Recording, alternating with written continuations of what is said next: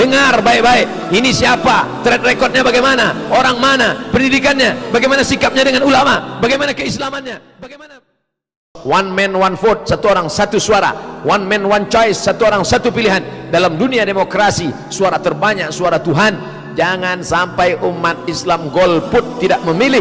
Kalian tidak memilih, berarti kalian sudah mengkhianati. Ini ada orang baik, orang amanah, orang baik, tapi karena gara-gara kalian tidak memilih dia, akhirnya naik pengkhianat, pembohong, penipu, pendusta. Gunakan suara Anda. Hindari money politik. Jangan curang, jangan tipu-tipu, jangan cebar hoax, jangan pakai cara-cara haram. Tapi insya Allah doakan saudaramu. Ala adullukum ala akbaril kabair. Maukah kalian kutunjukkan dosa terbesar di antara dosa besar? Pertama, syirik. Insya Allah kita sudah selamat dari syirik. Dua, uququl walidain. Durhaka pada orang tua, kita sudah selamat dari durhaka.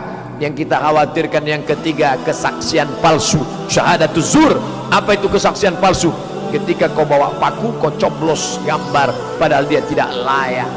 Tidak layak. Tapi karena kau sudah ambil uangnya, kau terutang budi, kau coblos, kau sedang memberikan kesaksian palsu. Dosa besar, kesaksian palsu. Hati-hati, kejahatan terjadi bukan hanya karena ada niat dari pelakunya, tapi juga karena ada kesempatan. Inna sam'a, gunakan telinga, dengar baik-baik. Ini siapa, track recordnya bagaimana, orang mana, pendidikannya, bagaimana sikapnya dengan ulama, bagaimana keislamannya, bagaimana. Wal basar, pandang baik-baik, lihat dia, watch, amati, see, perhatikan bagaimana dia. Dengar sudah, lihat sudah. Istikharah, salat sunat. Tanya ulama, Ustaz, ini mana isu ini?